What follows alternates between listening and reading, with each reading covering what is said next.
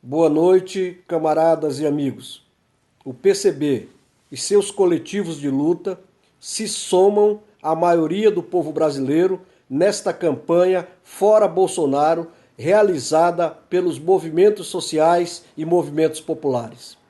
Nós estamos diante de uma das mais graves crises da história do nosso país. Os dados mais recentes indicam que mais de 120 mil pessoas já foram impactadas pelo coronavírus e mais de 7 mil vieram a óbitos. Portanto, nós estamos realmente diante de uma crise não só de proporções dramáticas para o conjunto da população, mas numa crise também econômica e social gravíssima. São 13 milhões de desempregados, 40 milhões vivendo na informalidade e outros tantos milhões na miséria absoluta. Esses números indicam tanto uma crise social que vai atingir realmente os setores mais pobres da população, quanto a falência do sistema público de saúde em nosso país. Tudo isso é resultado das políticas neoliberais e dos ataques aos trabalhadores, dos cortes de verbas sociais, do sucateamento dos serviços públicos e do avanço contra os direitos trabalhistas. Esta barbárie social foi agravada no governo Bolsonaro, com a reforma da Previdência, os ataques aos salários, as demissões, as suspensões de contratos de trabalho, tudo isso com o objetivo de favorecer os banqueiros e os grandes empresários. Mais grave ainda, Bolsonaro segue desrespeitando as recomendações da Organização Mundial da Saúde, dos cientistas e dos médicos em geral, e criminosamente sabota o isolamento social, incentiva as manifestações públicas, incentiva as carreatas da morte e conspira permanentemente contra as liberdades democráticas. Bolsonaro não tem nenhum respeito à vida de nossa população. Ele quer a morte dos doentes, dos idosos e do povo pobre em geral, porque ele acha que essas pessoas são descartáveis e só dão despesas para o Estado. Se comporta, evidentemente, como os nazistas se comportavam na década de 30 do século passado. Na sua aventura autoritária, ele sabota ou atrasa o pagamento dos recursos para a população pobre e o que vem constituindo em filas quilométricas, já denominadas de filas da fome, nas portas das agências da Caixa Econômica Federal. Essa é uma verdade cruel. Milhões de pessoas não têm como sobreviver na crise sanitária sem essa renda. Ou seja, cerca da metade da população não tem como sobreviver nesses tempos de pandemia. Enquanto o parlamento aprova um pacote que congela o salário dos servidores, continuam as pressões dos grandes empresários e comerciantes pela retomada das atividades econômicas, o que na prática representa uma ameaça concreta à vida dos trabalhadores e trabalhadoras. Enquanto o país vive essa situação dramática, o presidente manobra para acobertar as investigações, os crimes de sua família e sua relação com as milícias. Isso é o que explica a mudança do diretor da Polícia Federal no Rio de Janeiro. Mas uma coisa é clara: as manifestações fascistas, com atos exigindo o retorno da ditadura e agressões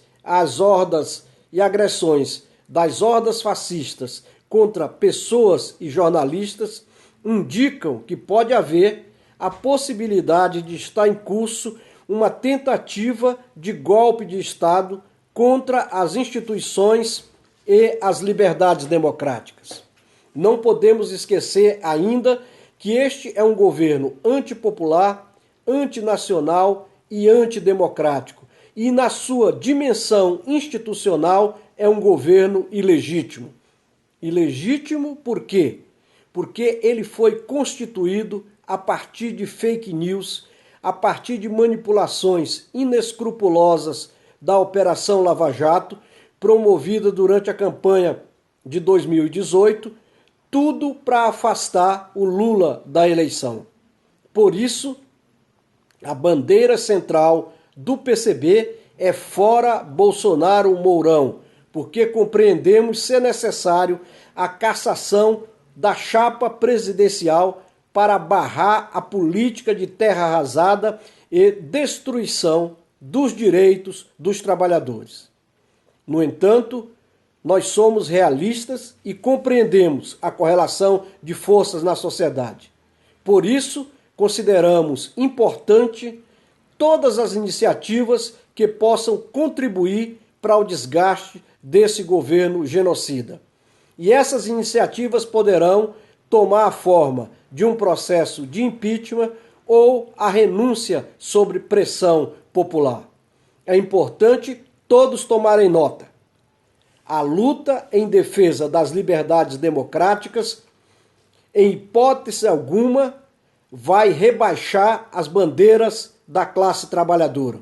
Por isso, rejeitamos as propostas de Frente Ampla de Salvação Nacional, que nada mais são do que um projeto de salvação do capitalismo no Brasil.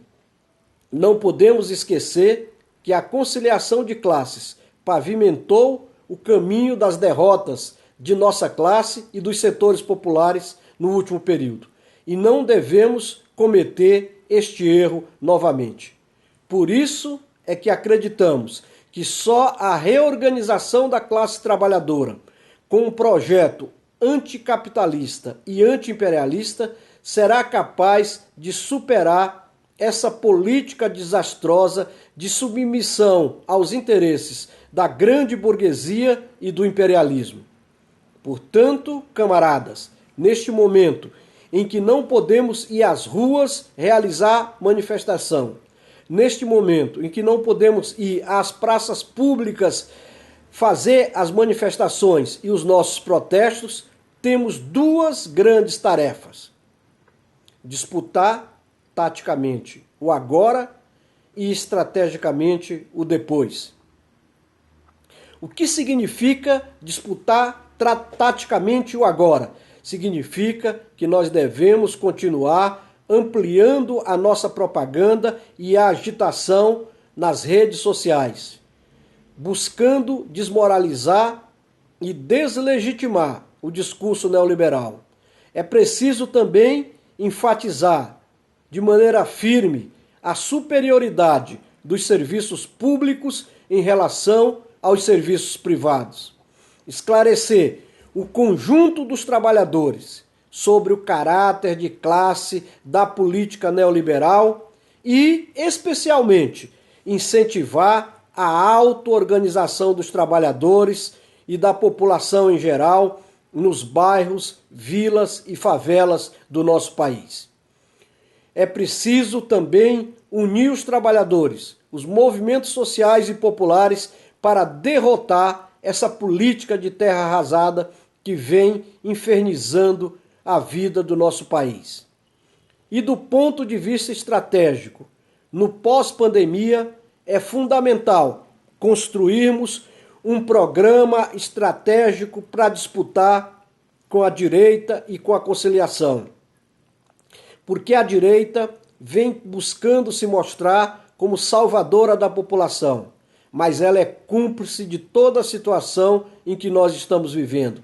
Ela é cúmplice da reforma da Previdência, ela é cúmplice da reforma trabalhista, ela é cúmplice do corte de direitos, ela é cúmplice do corte de verbas para as universidades, é cúmplice do corte de verbas para a ciência e tecnologia, é cúmplice do corte de verbas para o saneamento básico. Portanto, não tem moral para fazer a disputa no próximo período. E a conciliação de classe também já teve a sua oportunidade histórica e falhou de maneira muito dramática. Portanto, também não adianta vir repetir a mesma fórmula que a vida já derrotou no passado. Portanto, camaradas, é hora de nós buscarmos a reorganização da nossa classe, de nós procurarmos de todas as formas construir o Fórum por Direitos e Liberdades Democráticas em todos os estados. É necessário construirmos uma ferramenta que tenha a possibilidade, no próximo período, de colocar a nossa classe em movimento de forma a buscarmos as transformações sociais e lutarmos pela sociedade da abundância e da felicidade humana, a sociedade socialista. Afinal, eles são poucos e nós somos milhões.